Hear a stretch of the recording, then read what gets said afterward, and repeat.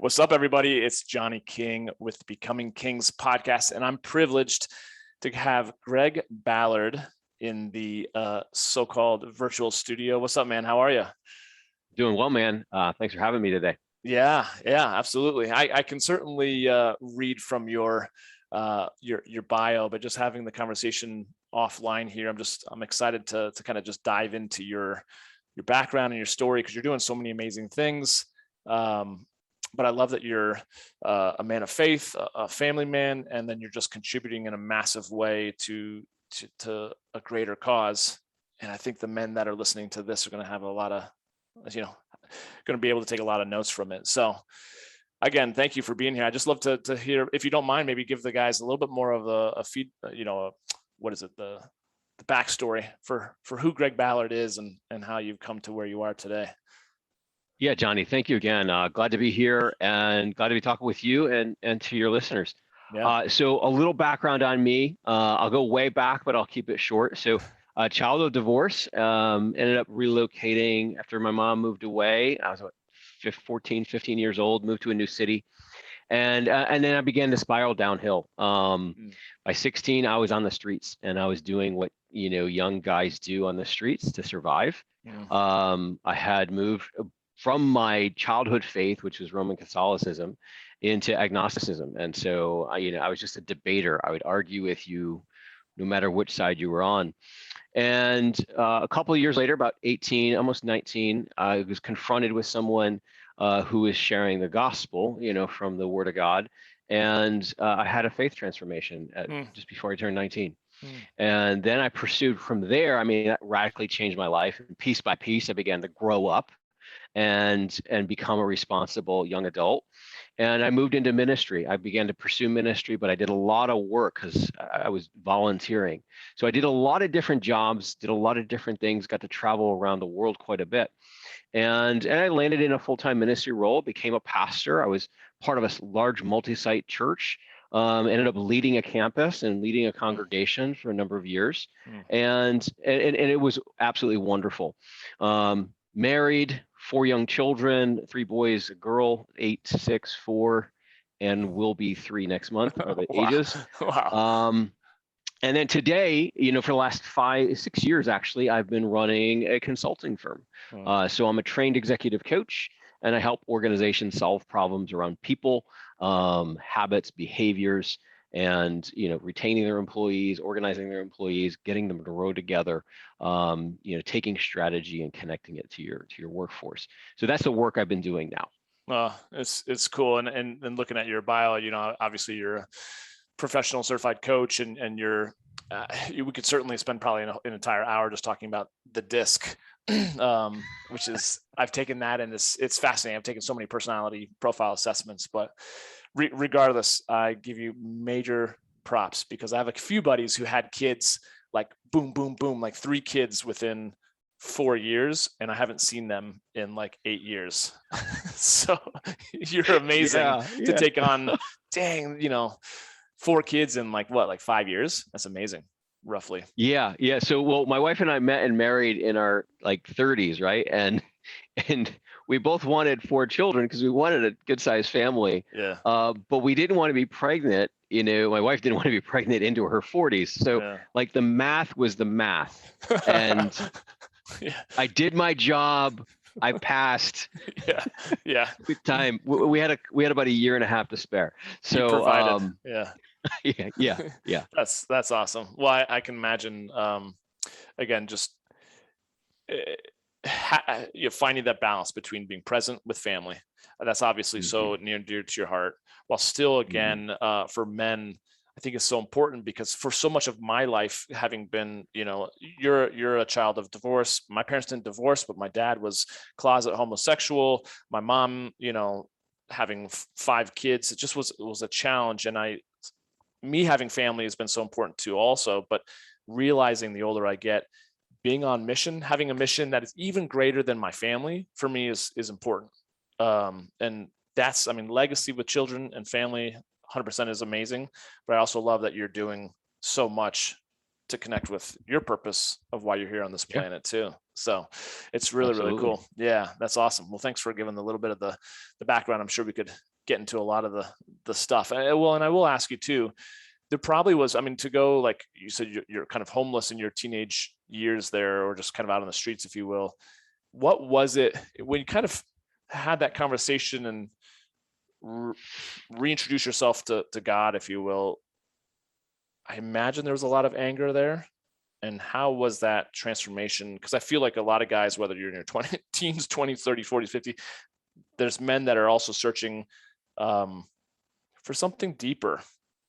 What was it for you that allowed you to kind of go from, gosh, one side of the spectrum to the other in the way that you found your faith and started giving back?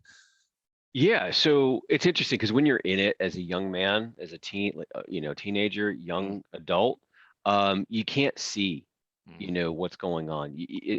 My self-awareness was like really not very.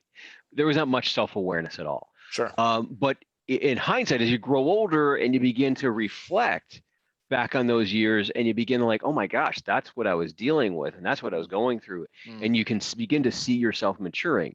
And we look back in hindsight and we see a lot. So I'll give you some thoughts from that perspective. I was very angry and frustrated. And I had been raised in, Roman Catholic, and I was faithful. I was in church. I served as an altar boy, snuffed the candles, poured the holy water. I did that thing, but it was just religion. It was just the tradition of doing it. There wasn't a really big connection for me there. And when I went off to this new school, new town, whatever, they had, and I didn't know what was going on, but they introduced biology in 10th grade, where I was going, biology was in 12th grade. And so I learned evolution in 10th grade. And I learned that God didn't exist through evolution. And so I began to just spin out. And at the same time, I was also, pursuing a drug and party culture at the same time. I was very angry with my mother, my stepfather, and all the kind of constraints they would have wanted to put on me, which was basically go to school and get good grades. That was it. I mean, it wasn't an abusive home at all. It was actually a really healthy home, and I was the abusive one in the house. And so I wanted my freedom. I felt like, hey, I can do this. I don't need any help. And I had this, when I look back, it's kind of interesting. I had this inner peace that I was going to be okay. And I don't know if that was teenage invincibility, or if that was just a whisper from my creator that I've got your back. And so it could have been either one of those, but I knew I was in situations, and I was going to be okay. And I did some pretty dumb things, and I can share some stories with you if you want. But it turned out okay. Like I survived. Let me just put it this way: I survived. But in retrospect, I really hurt my future. I dropped out of high school. I mean, and not officially, just the way our school worked. If I showed up every 21 days for at least one period, they couldn't remove me. And so I played the system. I'd go in on the 1 day a week that was all the classes were short, and I was making money under the table, if you will. And so I would do my business, and then I would just leave. I just literally would walk out. And that's what I did. And then eventually things caved in that town where I was living, and I had to relocate back with my dad. And that's when things began to change. I got a steady job, picked up my equivalency diploma, and then someone introduced me and confronted me, and it was a very cerebral argument, like, who is God and why does he exist? And it was a process. It didn't happen overnight. But there was a person that inserted themselves into my life and really confronted me with truth. And I couldn't escape it because I could see that it was true. And so, and again, in hindsight, I could tell my creator was pursuing me and was bringing me closer to him. And internally, I knew the things I was doing were not long-term, were not going to get me where I wanted to go, and that there would be a point where I had to change. I just didn't know it was going to happen at the moment that it did. Mm-hmm. And when I expressed my faith, when I invited my creator to help me, it was a transformation. Because at that moment, and I can explicitly tell you, I was in a relationship with as a teenage boy with a young teenage girl. It was very physical, very active, and literally that transformation changed everything. Mm. The physical expression of our relationship just convicted me, and eventually the relationship died. Mm. And so for me, when it comes to faith, I have a very clear life of darkness and a life of light story, where there was absolute complete conviction and transformation. And so, again, my creator began to pull all the raw stuff out of me. And so hopefully that answers some of that question for you. Yeah. Well, I feel like, again, whether we're talking about the cliche type, midlife crisis, I went through it at 30 years old when my life kind of imploded on itself. You went through it even earlier. I do feel like there's going to be a reckoning at some point for men. And I think those that really do resonate with this podcast, with the stuff that we're talking about, are at a place where they're noticing the whisperings or the bricks that are starting to fall around them, and they're knowing that this is not sustainable with whatever they're doing, whether it be destructive coping mechanisms, or they're just really unhappy, unfulfilled, angry, maybe apathetic or numb. So I think this conversation is really good, because not only obviously we're talking about like, your personal life and how you got to where you got to, but or where you are now, I should say, but the work that you're doing with organizations and companies and nonprofits to help cultivate greater leaders through vulnerable conversation, communication. Maybe you can tell the listeners a little bit more about what that looks like with how you're consulting businesses now with your 5C consulting company.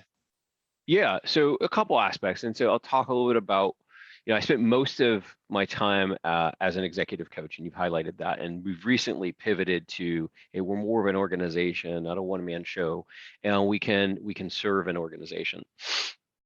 But when it comes to like developing people, right, there's a lot of different aspects you want to look at that. And so if you or your listeners, if you're running a company, if you are running a company, or if you're leading a team of people, there's a whole different set of skill sets and whole different framework than say, hey, I've got a job to do. I've got to design a piece, or I got to write some code, or I've got to complete a task. Very different than, hey, I have a team of people that need to execute. And so we like to teach what it means to be a manager, what it means to be an effective leader, and begin to help provide the framework and the communication tools so that you can do that very, very effectively. What we see a lot is helping people to show empathy, to connect with the people that they are leading, that they're managing, to understand the goals and the kind of long-term purposes of the people they're trying to manage. And so if you're managing young people, a lot of times they don't even know what they want in life yet. They don't know what they want their career to be, but they want to go out and taste, and they want to experience, and they want to lead. They want to be in charge of something. Mm-hmm. And if you want to keep them on your team, you've got to give them some tastes, right? But you also have to give them some reality at the same time. Totally. And so we help teach, men and women that are managing others how to do that in balance. And so you're not alienating the relationship, but you're elevating the relationship. And typically people fall on one side or the other. Either they're too soft and they're not providing any structure, or they're too harsh and they're micromanaging, and that employee is going to get disengaged and disconnected and move on. And so how do you bring the balance so that you get somebody that's highly engaged, giving their discretionary effort, and really feeling they're being poured into and respected at the same time? See, to me, that's fascinating though, because I feel like, again, how we show up at work is a lot of times how we show up at home, and vice versa. I was just speaking with a matchmaker friend, and her business is obviously connecting professionals with suitable partners. And she was like, what women are looking for the most are self-aware men who have the balance of drive and masculine energy, but still are able to connect with their empathy and compassion and vulnerability. And she was asking me, how do you go about teaching men empathy? And sometimes I wonder, like, man, it's tough, but you're talking about really being able to teach empathy. And I don't know how Yeah, empathy. I mean, for 5C, I use the word compassion, a mindset of compassion. Okay. Compassion, I call as empathy in action, because compassion is actually, you know, when you physically, you take an action on how you feel. Showing empathy is critical skill, but it may just be acknowledging. Empathy is acknowledging someone else's feeling, but you may not need to do anything about it. Compassion says, hey, I'm going to do something about how you feel. So there's two sides to a coin there. And it really is about just taking the ability to say, hey, I am who I am. Let me listen and understand where you're sitting. And we live, you know, we can pull this into a few different directions. We live right now here in the States, you know, there's a lot of trauma going on, a lot between COVID, social injustice, media, and we have a polarization that's going on in our political and our social spectrum. And empathy to me is really about being able to see both sides and put yourself into both seats. And so that's a tangible example that we can look at, right? Are you pro-vax or anti-vax? Well, I would say, why don't you get to the alt middle here? Why don't you get in the middle and understand why somebody would want to take it and why somebody wouldn't? Be able to argue both perspectives, and that is going to increase your ability to show empathy. And I feel like, again, sometimes the empathy is driven by not, again, going back to the communication styles, if you will, not necessarily fighting to be right, but just fighting to listen, fighting to understand, to stay curious. Where I feel like a lot of times people are really, they're being blinded to one side or the other, not really being a lot empathy, because they're focusing on just trying to be right in their communication, you know? Absolutely. So that draws out another thing. So coming back to the office, a lot of times a manager or a leader, you know, their goal is to get somebody to do something in a certain way. And what we teach is say, hey, look, manage the outcome, not the process. All right. You have a capable, intelligent human being that is supporting your agenda. Okay. Let them figure out the how. Just make sure they're clear on the what, the outcome. And this does two things. One, the outcome that you're looking for, if you can communicate it and articulate it well, is going to be the end result. All right, because that's what you need. And the person doing it gets to actually take some credit in the how. And so you both get what you want. But if you start, I'll use the term micromanaging, telling people or laying out the process in so much detail that they're just, you know, doing a process like a machine, you're not getting really what you want, because they're not going to do it exactly the way you want it. Number one. Number two, you've devalued the offering that they bring. So the thought here is manage the outcome, not the process. And in that regard, you can provide empathy and value to whoever it is that you're working with. Yeah, that resonates a lot, because I mean, I've heard Tony Robbins say, like, the very first question he asked in his meetings was like, okay, what's our outcome? What's our ultimate result we're going here? You know, we're focusing on, and then he really steps back and he's able to delegate. And I compare that to when I was seeing my father grow his business in his 40s, 50s, 60s. He would oftentimes, again, my dad has learned a lot since then, but he would come in and kind of, I guess people would be working on things. He'd come in and just kind of roll with an iron fist and say, you know what, no, we're going to do this. And it would undermine all their work. And so then they'd be like, why am I even putting forth all this effort anyways, if you're going to come in and make the executive decision, you know?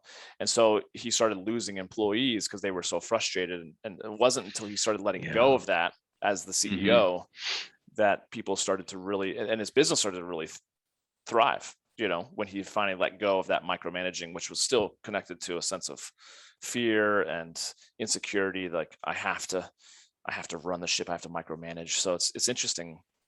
The points. Yeah, the key thing, leadership. The leadership is not about control, and it's not about getting things done perfectly. It's about getting things done through people. And so, if you can effectively get things done through people, you can lead. If they need to be perfect, it's not going to work. Yeah. And so, we want to kind of frame it like, look, get it done. It may not be perfect to you, but you didn't have to do it. It's done, and your energy and effort can be in another place. And so, yeah, releasing that control is very difficult for young entrepreneurs, Yeah. young managers, young executives. Yeah. Not even, I won't even say young. I would say at a particular stage of development, right? Yeah. Yeah. That there is a breakthrough beyond that control where you can release people. And it requires a couple things. One, it requires some inner confidence in who you are and what your goals are. So you've got to get really clear, your Yep. heart set, your mindset. Yep. You've got to get clear on that. Number two, you've got to be able to communicate what you want, what has to happen, and you have to communicate in an objective way so that whoever you're speaking to, one or more individuals, a team, can objectively see, okay, that fits the big picture. Mm-hmm. Okay, it's not about, well, this is your angle. If somebody can sense inauthenticity, selfishness, Mm-hmm. blind spots, Mm-hmm. they're going to resist whatever that is you're asking them to do. But if they can see authentic communication, very clear objective goals that fit the mission, vision, and values, they will take and they can run. Mm. And you can let them run and you can go focus on what you need to do. Mm. So it takes a few components, but once you get there, like you said, like with your dad, things just begin to explode. Mm-hmm. This to me is, I mean, and you mentioned the mindset versus the heart set. This is why I feel like this conversation is so important with men learning, to reign over their own mindset, their own, as I call your inner kingdom, the thing that you really truly, the only thing you have control over, right? But if you don't mind to expand on that concept, because I think that's a new one for me, that the mindset versus the heart set. Yeah, so we read a lot on mindset, and it's a really important, component that you need to manage. But not many people talk about heart set and, identifying the things that really ignite you as a person and motivate you. And what is it that your heart wants to pursue? What a passion, if you will. Okay. Maybe it's things that anger you. Maybe it's things that really energize you. Maybe there's something wrong in our culture, or there's a business need that has not been fulfilled. Yeah. And they're two different things. It's your motivation and your passion versus what you're focused on with your mind. Mm-hmm. And a strong heart set is going to precede the mindset that you need. And so I like to encourage is we use a wheel, a custom wheel of life. You've probably heard of the wheel of life. Totally. A lot of times they're filled in with key categories. We've designed one that's blank, and you get to fill in your own categories. And then you get to rate. You get to rate those 1 to 10 where they are in your life compared to where you want them to be. And this can help you. What I like about that is it allows you as an individual to pick the areas that are important to you. And so immediately you're going to get clarity on what's important to you. Your values, right? Values, or whatever it is you want in life. Yeah. Okay. So maybe it's family. We've talked about how do you balance between being successful in the marketplace or in your mission as a person and with your family. And it is not about, to me, it's not about balance. It's not about like, well, I give this many hours here and this many hours there. It's about where my focus is on that time. Mm-hmm. And so there's times where, hey, I have to focus on my company, on my client. I have to get that taken care of. And then, hey, there's times we just took the family, down near Charlottesville for 4 days and a completely dedicated time there. Yeah. So it's not about, can I get everything in today? No, it's about being able to just manage over a period of time, over the month, over the year, creating those important memories and taking care of business at the same time. Mm-hmm. So coming back to the heart set piece, it is about understanding your value system, but it's also understanding about what you want to accomplish in this world at the same time. And then from there, identifying what are the key mindsets you need to become successful. What would be an example of some of the key mindsets? So the 5 that come to my mind are the ones I teach in organizations. Yeah, that's great. Yeah. Converting this down to people, right? So mindsets, you've got to have a mindset of curiosity. I think you've got to be able to engage a mindset of curiosity. If you want to solve a problem, if you want to combat some obstacle, you've got to be able to shift into a mindset of curiosity. And to me, that's openness. Okay. That's being open to new ideas, open to new solutions. It is about investigating, hey, I'm going to go and talk here and seeing if you can connect two disparate ideas into another one that can eventually overcome that problem. Another one is conviction. What is your code? What is your code? Where do you say no? If, any of your listeners, if you're operating on, hey, I'm going to do whatever I need to do, there is no, there's no boundary, there's no walls for who I am and what I can do, you're not operating at an optimal level. We all have to have a code. We have to have a conviction where we've put the stake in the ground and we said, hey, this is a hill I'm going to die on. Or, hey, I'm putting a stake in the ground just so we can beat it up and then we can move it to where it needs to go. You have to put and this is kind of opposite of curiosity, because curiosity is like, hey, let's keep things open, fluid, and dynamic. Yep. But then when you get something, you've got to be able to say, this is my conviction. And so whether that's your value system, you get clear on your value system, okay, that has to be operated on conviction. So you're going to say no to an opportunity because, hey, it conflicts with my values. And I know I'm kind of going in a few different directions here, but on the values, I would say this, it's a value when you are willing to pay for it. And if you're not willing to pay for it, it's not really a value. And what I mean by that is you can look back in the history of your life and say, I've repeatedly made sacrifices because I value family relationships, or I've repeatedly made sacrifices because my health is a value to me. And so if you don't see any history of sacrifice, then that whatever you're writing down on that sheet of paper is aspirational, and it may not even be real. It may be, I think that value is going to get me success, or I think that value is going to get me some recognition, or I think that value, so I'm going to put it down because I want to be known for that. But if there's no history of sacrifice, it's not really a value. I love that. That's so good. So that's curiosity, conviction. Yep. And then courage. You got to be able to go and do hard things. You've got to step out and face your fear. Courage is not about being fearless. It's about stepping into fear regardless of its presence. Okay. So you got to step into fear, whether that's, making some calls to people you've never talked to before to offer a product that they've never heard about. Maybe it's having a conversation with your spouse or your partner that is difficult. Maybe it's being vulnerable and authentic to your children. Courage. Compassion. We talked a little bit about empathy and compassion. Compassion I see as empathy in action. You really do need to look at people in your world from their point of view. And I struggle with this specifically in my marriage. Like I tend to, when I have conversations with my wife, I have to put effort into, hey, listening and really acknowledging her perspective. And so that's an area of opportunity and an area that I work on. And that works, that can work for anybody.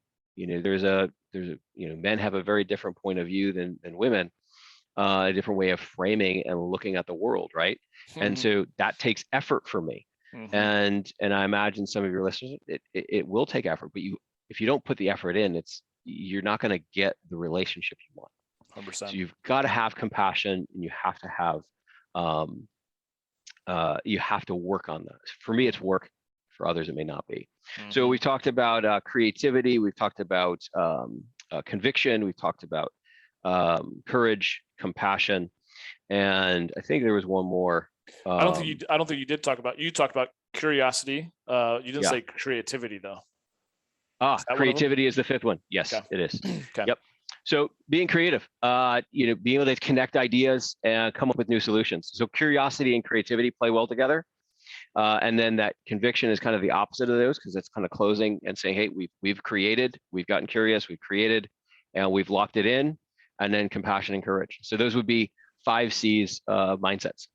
Oh man, I'm so glad I asked the question, because I'm taking notes literally while you're talking. So I'm like, this is so good. Creativity, I think, is so important too as well, because for me at least, and for men that are kind of hardwired masculine, I feel like the adventure that comes along with creativity, with coming up with new solutions, risking, versus just having life be monotonous, is so important. Yeah. But So let me talk about creativity for a second, because there's 2 approaches to creativity, and most of us only know one. Okay. So typically a creative process, and again, I worked with a large production team in a large multi-site church. So creative was a big component of what we did all the time.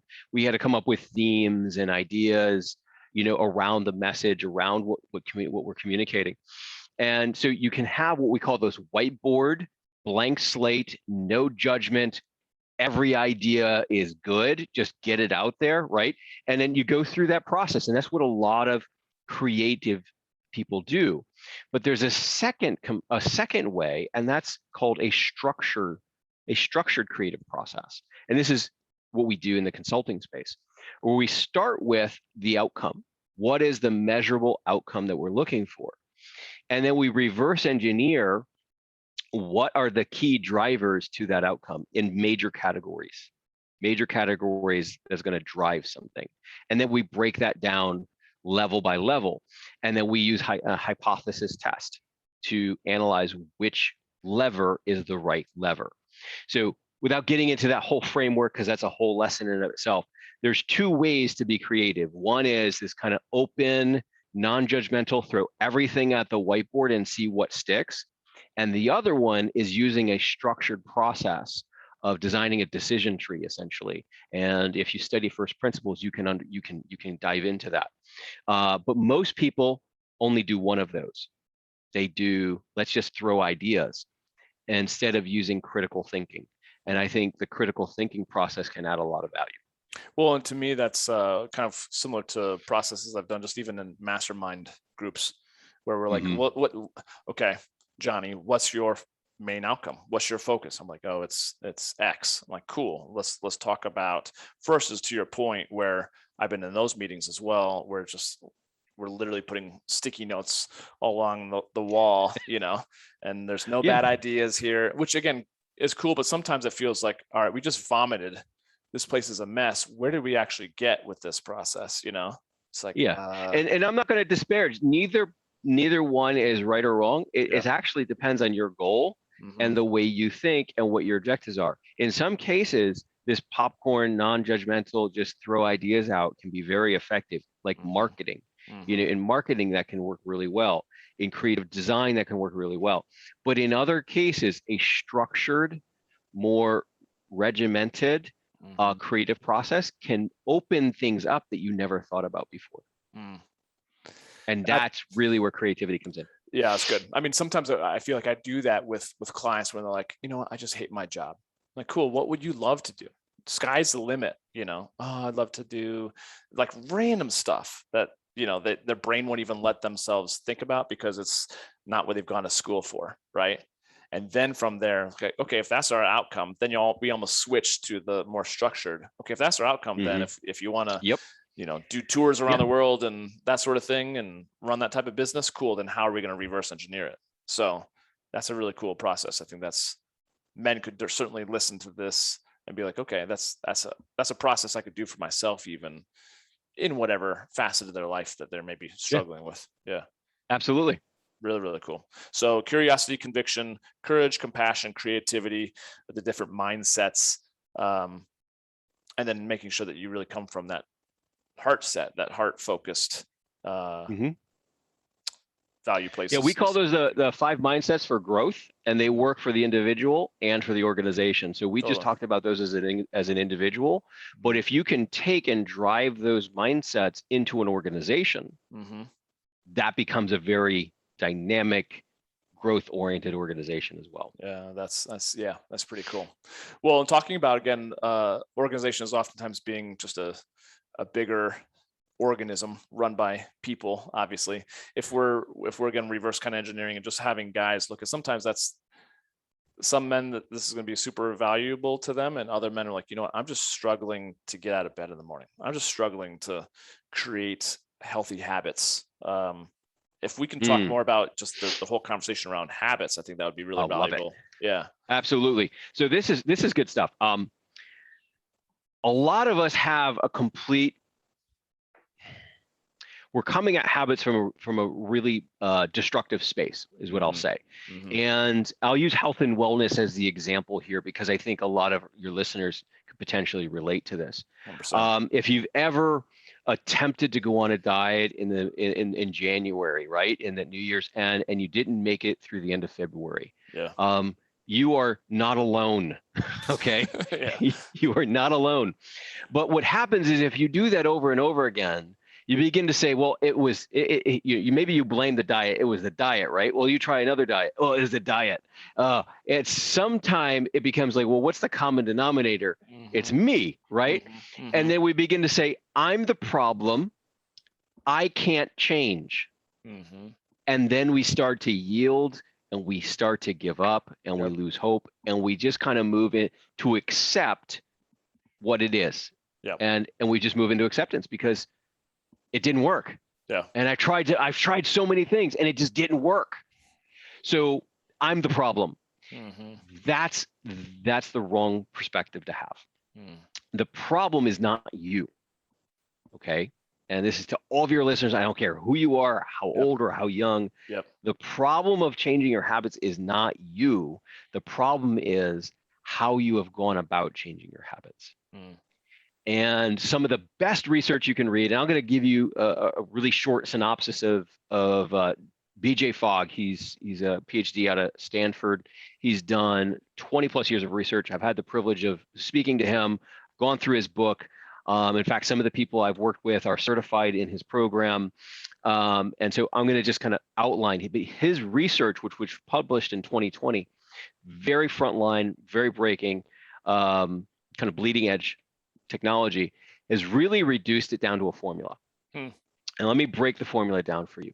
One is, so B equals M plus A plus P. And let me break that down. So behavior, whatever it is that you want, the action you want to create, the behavior equals the motivation plus the ability plus a prompt. When the motivation and ability and a prompt all converge, the behavior happens. That's the formula. Now, let's break this formula down briefly. What is motivation? So if you're looking, I want to mentally picture this in your mind on the y-axis of a chart, the one that goes up and down, motivation. So motivation is high or motivation is low. Okay, so depending on where the motivation is, it's going to scale along that y-axis. Now, motivation, maybe you're listening to this podcast and you're starting to feel motivated about making a change. You're like, yeah, I'm ready, right? And maybe somebody's like, hey, I'm going to start running 5 miles a day tomorrow morning, 5 a.m. Well, your motivation might be really high right now, and it might make it through the day. But my guess is tomorrow morning, when your alarm goes off, that prompt at 4:45 to get out of bed, your motivation is going to be stuck in the pillow. It is stuck, and you're just like, I don't want to run 5 miles today. What was I thinking? Right? And then you're going to tell the story, see, I'm the problem. The problem's me. I can't change. Well, the key thing, that's the issue with motivation. Motivation is this wonky monkey. It goes up, it goes down. We don't have total control over motivation. So now let's talk about ability. Okay? How easy or difficult is the task? So on this x-axis, I want you to visualize this x-axis, that if it's hard, it's going to be at the corner, at the intersection of the Y and the X is hard, and over far out is going to be easy. All right. So if you got this visual, you've got an X-axis, motivation is low. It's at the bottom intersection. Motivation is high. It's at the top of your Y-axis. Ability is hard. It's at that intersection with the Y. And if it's easy, it's out far to the right. And what we see is when we do this, we get a curve. And the curve swoops down from that high motivation, and you get this nice success line.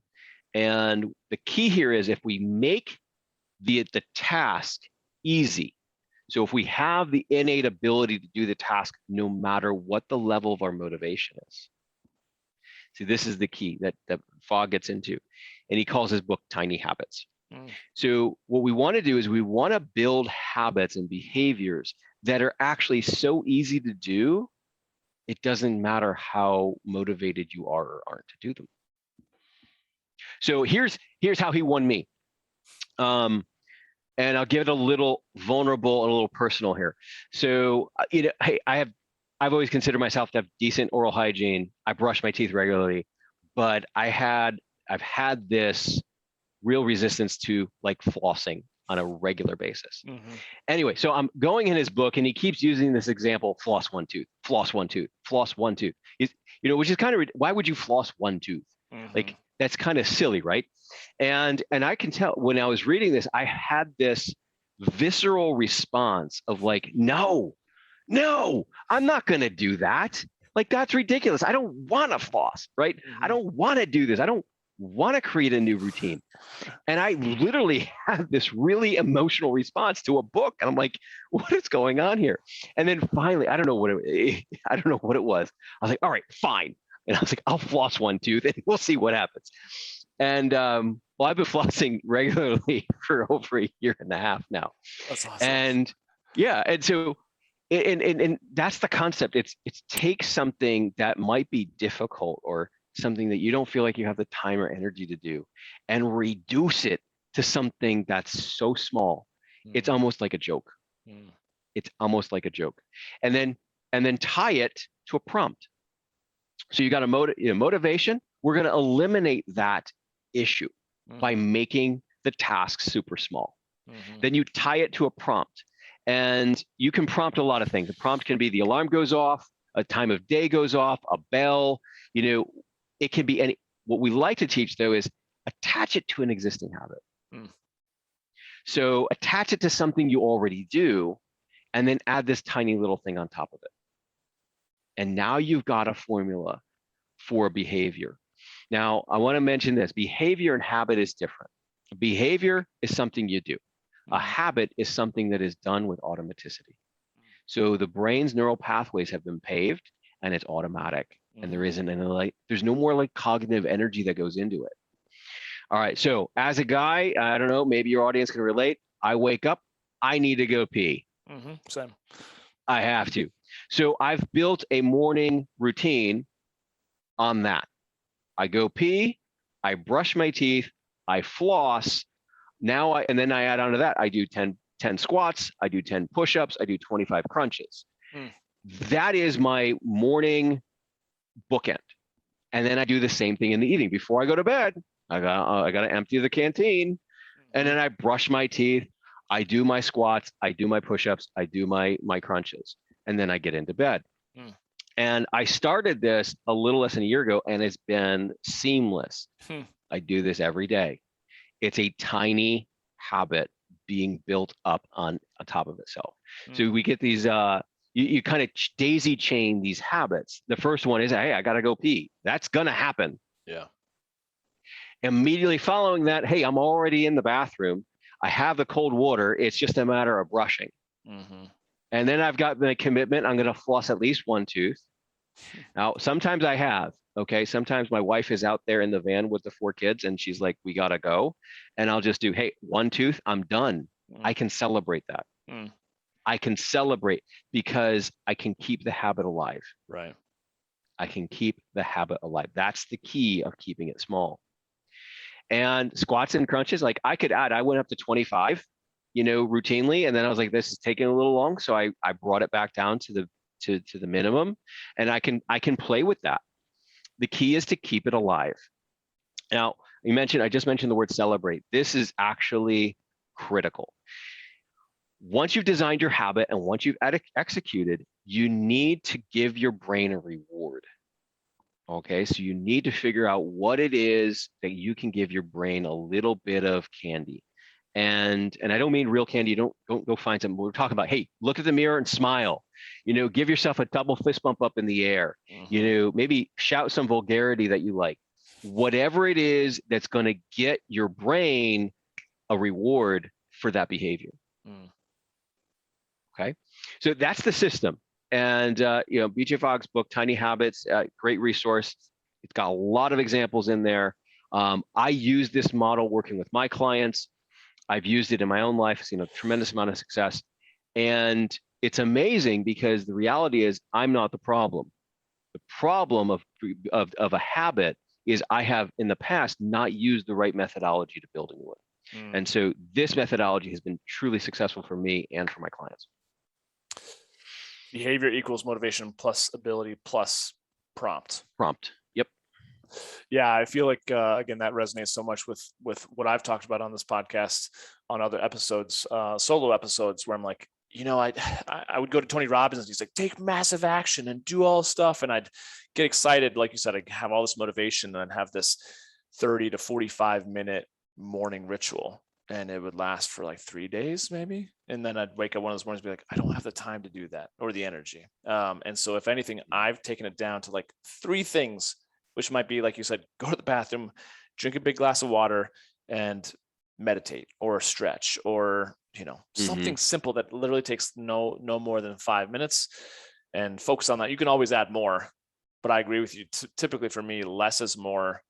Otherwise, then I don't do it. Then I shame myself. Then I feel like it sets the tone for the rest of the day. And I feel like a lot of guys do similar. So one I was practicing with, because, getting up on a routine, getting up out of bed sometimes can be difficult if and maybe your listeners can relate. Maybe you got a hard day in front of you. Maybe you feel a little discouraged, you're feeling a little down. Some techniques that I've used to help me is one, like what's the smallest thing I can do while I'm just laying in bed semi-conscious? Well, I can touch my nose. I can count to 10. And so for when I need to do this, I touch my nose, I count to 10, I sit up. It's taking things super, super simple and then just keeping it alive. BJ has a fantastic one. When you get out of bed, you sit up, you stand up, and you say, today is going to be a great day. Calls it the Maui habit. You can modify it and adjust it. And it's a positive enforcement for what's about to come. Yeah, that's cool. And he says, some days I know I got some hard things and you say, today is going to be a pretty good day, or I'm gonna make today a great day. Yeah. So you got to be authentic with it. But these are little tiny things that you can do to build the muscle. And here's what I think is exciting, and this is what I'm stepping into, is as I've seen myself apply this, and I've seen the success coming up on a year now, confidence goes up. I'm actually now in a phase like, what's the next habit I want to build? Where do I need a new habit? What do I want to build? What do I want it to look like? And I'm going into it with a level of energy that in the past I was like, I don't know if this is going to work for me. But now I've got history. I've got got some past performance. I've got some momentum. Yeah. And so I just share that with you and your listeners. Behavior equals motivation plus ability plus a prompt. Keep it small, keep it alive, and smile.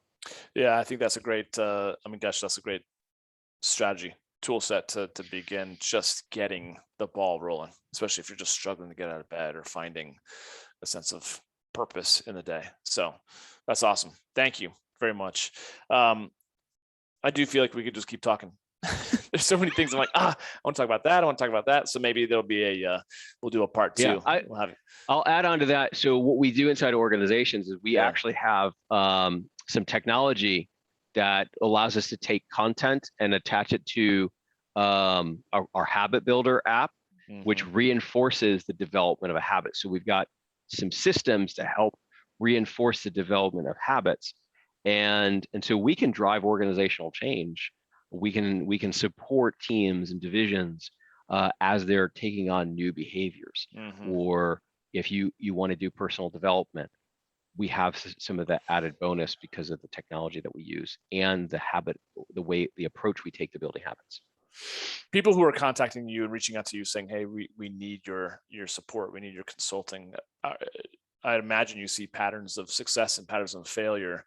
Those that are struggling and are like, okay, your message resonates with them and their organization. What does that typically look like? What is there a pattern of what you're seeing in terms of organization structure or communication where you're like, okay, yeah, we can definitely come in and add some value as your company? Well, today, I mean, right now, a lot of companies are trying to figure out what their work is going to look like. Like, are we remote? Are we hybrid? Are we back in the office? And so they're just trying to sort through that. So there's a lot of value we add there by just looking at their industry, looking at their market, looking at their strategic objectives and their competitive advantage. And then how do you organize around those things? Because in some ways, businesses have been brought back to a startup mode where their business model is now in question. Because if they've got everybody remote, or they got to pay people more to bring them in, you've got to rethink the whole business model a little bit. What I like to also say is if you are trying to drive a strategic change, maybe you are trying to drive more inclusivity, maybe you're trying to drive a higher level of safety or productivity, any of those things that you want to drive into your organization, we can bring a lot of value, structure, and we can show you the success and the metrics of how well the program is going. So we can, do some really good hard ROI numbers on what's typically been a soft skill. Thank you. That's basically what I was wanting to get at, is like, who are you working with? What are they really asking for or desiring from your support? So that's awesome. Small to medium enterprises, around 200 or so people, sometimes a little less. And then we typically work with whoever's steeped in the strategy of that company. That's who we work with. How they get in touch with you, and what's the best way if they're hearing this and want to connect? So LinkedIn is a great place to find me. My website, 5c.consulting, F-I-V-E, letter C.consulting, and then my email, which is greg@5c.consulting. And we're also kicking off my own podcast, The Adaptive Executive. Oh, that's so cool. That's so cool. I'll definitely be tuning in and listening. I think you were saying earlier, like if you wake up and you're just feeling like, maybe you were up late because you have 4 little kids under the age of 8 and you didn't get any sleep, I gotta imagine there's going to be some day I look back and be like, I had the life when I had no kids, but